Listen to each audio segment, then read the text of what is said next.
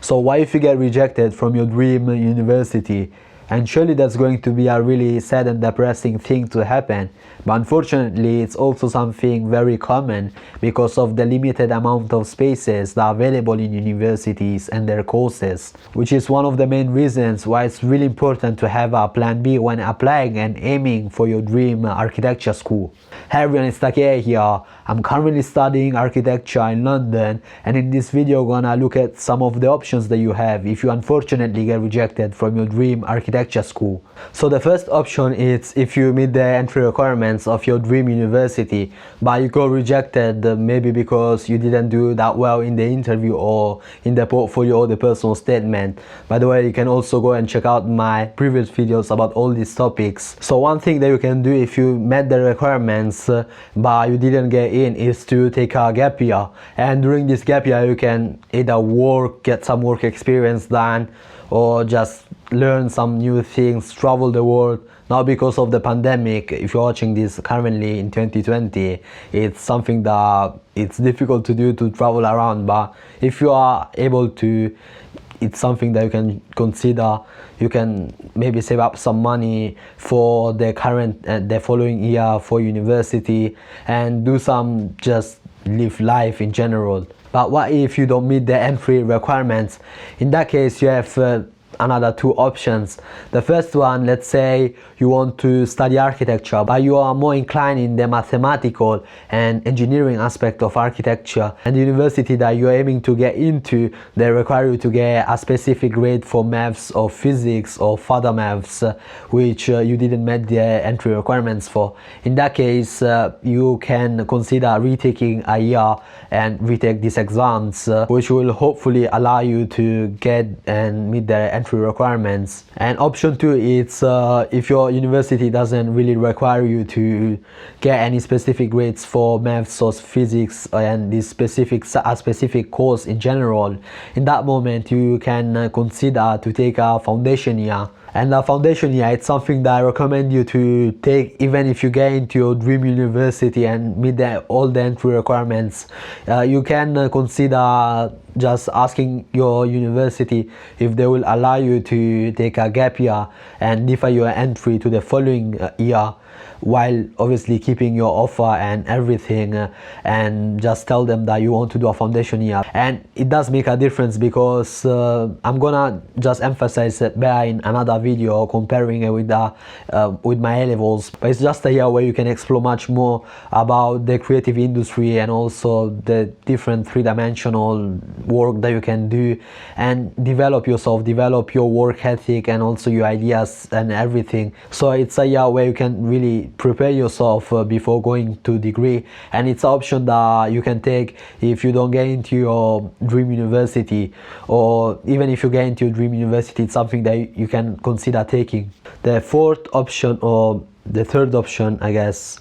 but whatever, let's just move on. And the next option is a bit more risky, and it's if you don't want to do a foundation course, or you don't like the foundation course how they deliver it, and you don't want to take a gap year. In that case, you can consider going to your insurance university and do maybe a semester there and try to go into your dream university if they allow you to. There are some ways that I heard. I don't really know much about it. You should research a bit more, but I heard from some people and some of my friends that you can change the university even if you get in after a couple of months,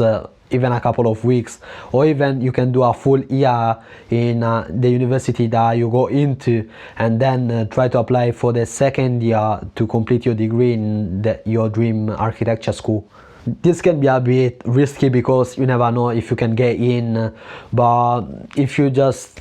don't like the idea of doing a foundation year, or you don't want to retake your courses and take a gap year, but you can take this road and just try out yourself and really push yourself as well in your university that you go in. I lost my count, but yeah, this option is really similar to the previous option and also very risky. but if you really want to go into this university, you can take it, and it's to see if they have any courses for clearing or UCAS adjustment, which is basically a type of clearing but for applicants that exceed the entry requirements needed. And this idea came from this podcast that I watched a year or 2 years ago. I'm gonna link it down below because it's a very interesting podcast and I recommend you to watch it. And this guy, I can't remember his name, I'm really bad with names, but this guy, he really wanted to go into this university, his dream university, which is UCL, to do a specific degree in business, but because he got rejected, he was so eager to go into this university that he exceeded the entry requirements at the end in August when he received his grades. Because he got rejected, he had to actually go into his insurance, but he didn't want to go there, and so he decided to go through UCAS adjustment and see what courses they had available, and there wasn't his course available. Sometimes there are the courses that you wanted to study, but if they are full, they are not available also in the UCAS adjustment option of universities or the clearing options. But yeah, because the course that he wanted to study of business wasn't there and he was full, he decided to take a completely different course, and it was city planning, if I'm not wrong, and he did like a couple of weeks there, or around a month, and it's very risky, as I said, because during that couple of days, those lectures that he had to really convince his tutors and the department to let him change the course, and it's a very stressful process, as you can guess. And also, if you watch the podcast, he really explains well his experience to go into his dream university. But it's an option for many people who are really aiming to go into their dream university, and even if they don't get into the course that they want to go into, they can take alternative ways, such as doing another course, and then you can try to convince your tutors and the department of this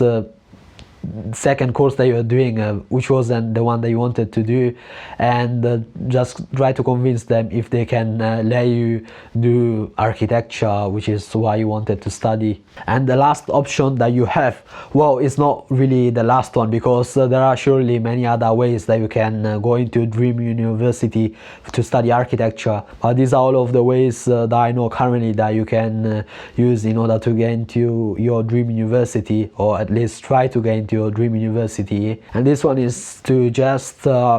accept and go into the university that you get into, even though you got rejected from your dream architecture school, go in the one that you got accepted, and consider just finishing your degree there. And you know, some things just happen for a reason. Maybe even if you went to the dream university that you really wanted to go to, maybe you wouldn't have enjoyed it that much, and question yourself, what was it that really attracted you to go into this university, and consider just finishing your degree in the university that you get into, and you can consider to reapply for your dream university where you got rejected from for your masters. So really try to focus to learn as much as possible of architecture, the design, and all of these topics in their course, and really develop yourself, really grow yourself, and try to get the best results as possible, so that hopefully when you reapply you can get accepted for your masters in your dream university. So yeah, that's pretty much all for this video. I hope it gave you some good value from me, and also if you made it so far, make sure to subscribe to the channel, like this video, and also turn the notification bell on, and I will see you in the next one.